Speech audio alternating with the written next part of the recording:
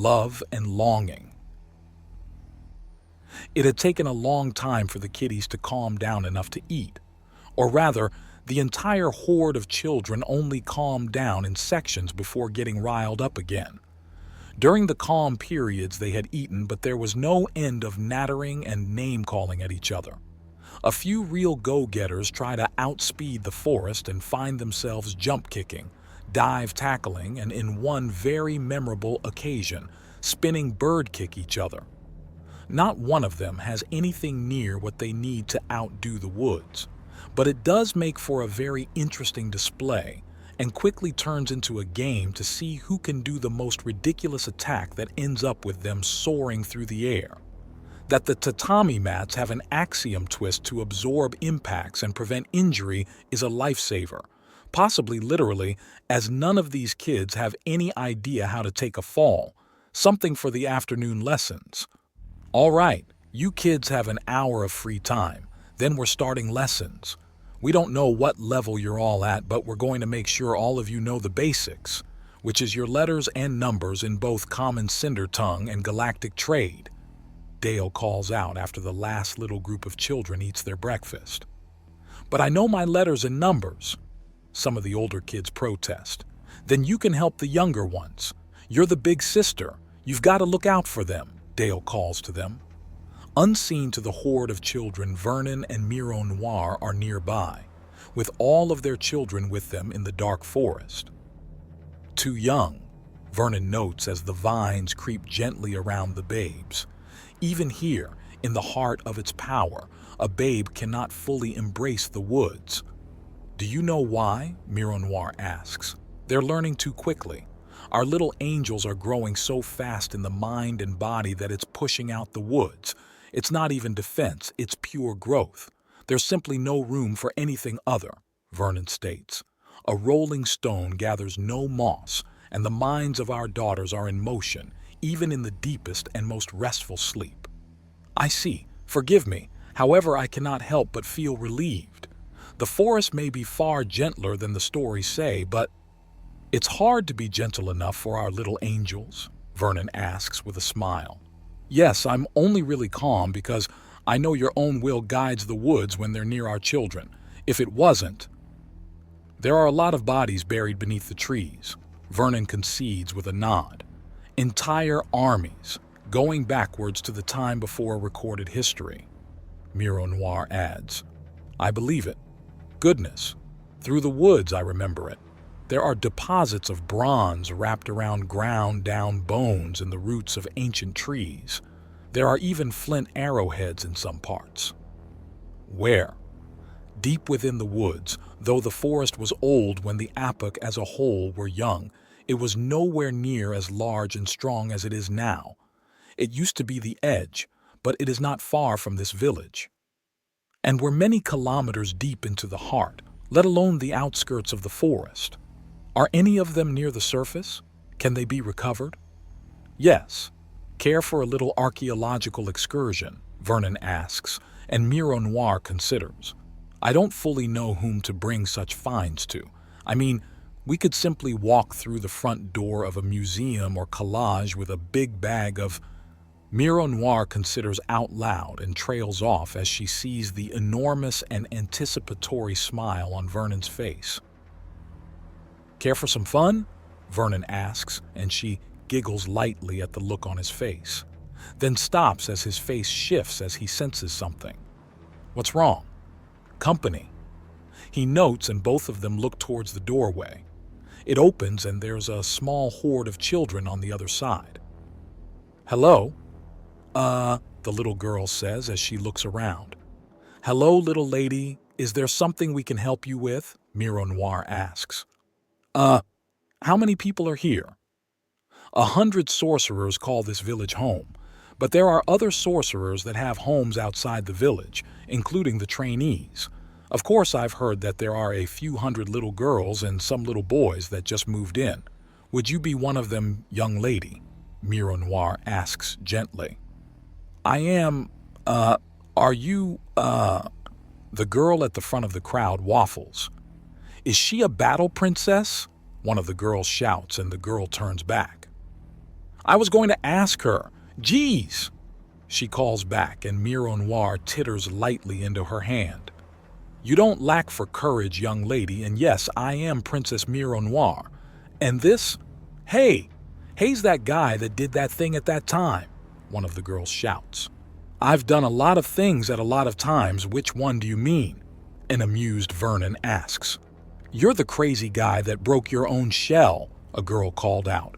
Didn't he make swords out of nothing?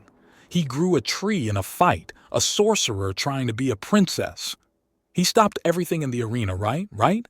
He broke his shell. Children. Vernon begins as Noir gives him a light kiss on the cheek. Enjoying your celebrity? She asks, and he sighs. This is going to be odd. Still, I suppose I should be thankful that it's the children that don't recognize me as the scary man that took them from their home. He whispers to Noir as the children actually lose focus on the big conversation, as everyone's talking about tournaments they've watched and how cool it was. Hey, what's Zawarudo mean? One of the girls asks, and Vernon slaps his palm into his face in shame as Noir breaks out into helpless laughter. What? What does it mean? It means the world. A friend of mine helped me figure out a very tricky technique that goes beyond just going faster. He based it off a show he likes and made me promise to use the battle cry in return for his help in making it real. What language is it in? One of the children asks. What show is it? Asks another. Can you do it now? Comes another request. All right, settle, and I'll answer, Vernon calls out. The language it's in is English, but it's mangled because the person who first used the war cry didn't speak English. He spoke Japanese, and the sheer difference had the world come out as Zawarudo.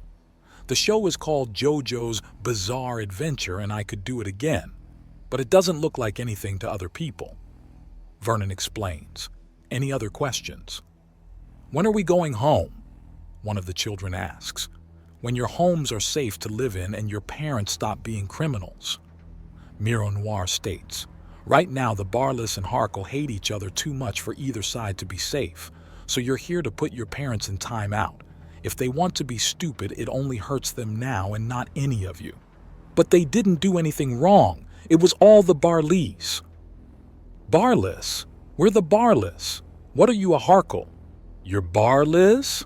I thought something stunk you. The fight is over before it can begin as the fighters find themselves separated. You can't even tell each other apart, can you? Your families are so big that you don't know all your siblings and cousins, and the other side can just slip in, can't they? Vernon asks out loud, but he's mostly drowned out. There's a slight pout on his lips that has Noir's smile at the sight of it. The argument grows louder and stirs the girls who start crying. That's when Vernon's patience for childish nattering finds its limit, and he snaps his fingers and forces silence down with the axiom.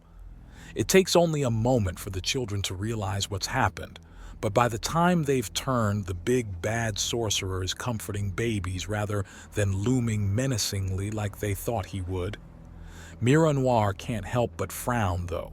The children have self-divided nearly instantly the moment they realize they were a mixed group.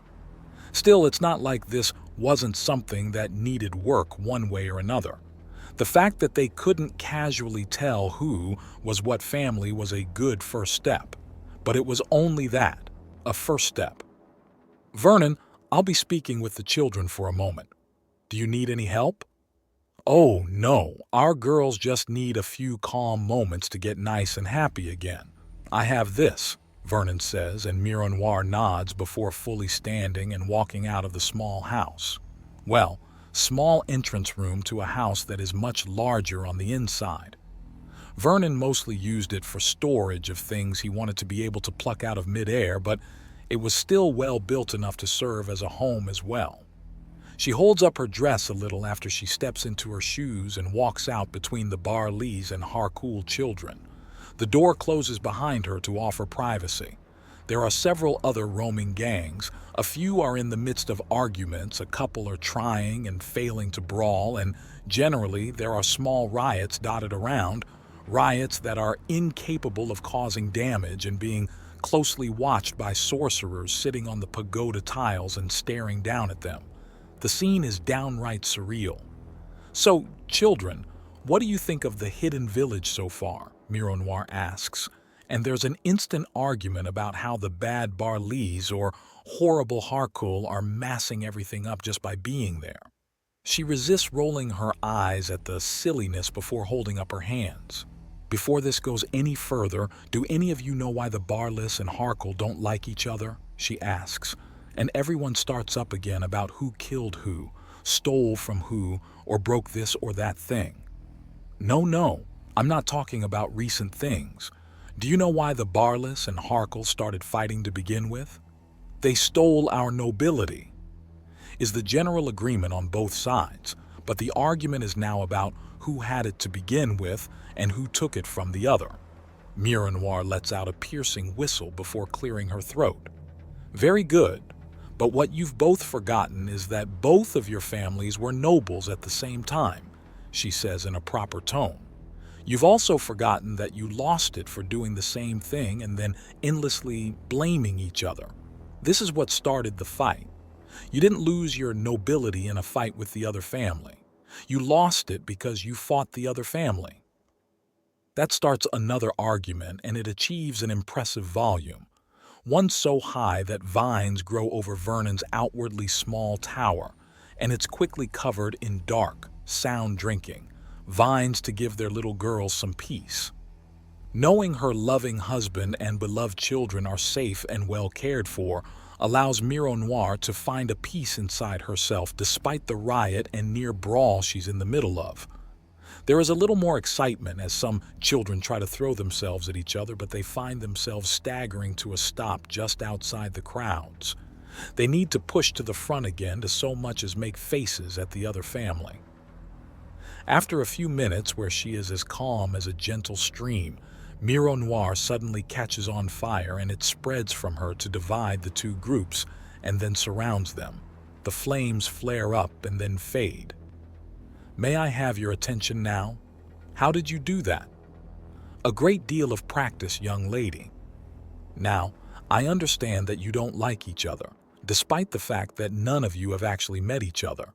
You can very much see that you cannot hurt each other. Do you understand this?" she asks, and there's a great deal of mutinous muttering.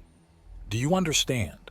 "Yes, Miss Battle Princess," the children say out loud. "Very good," Mironoir states. "Now I believe—" She's cut off by the ringing of a bell.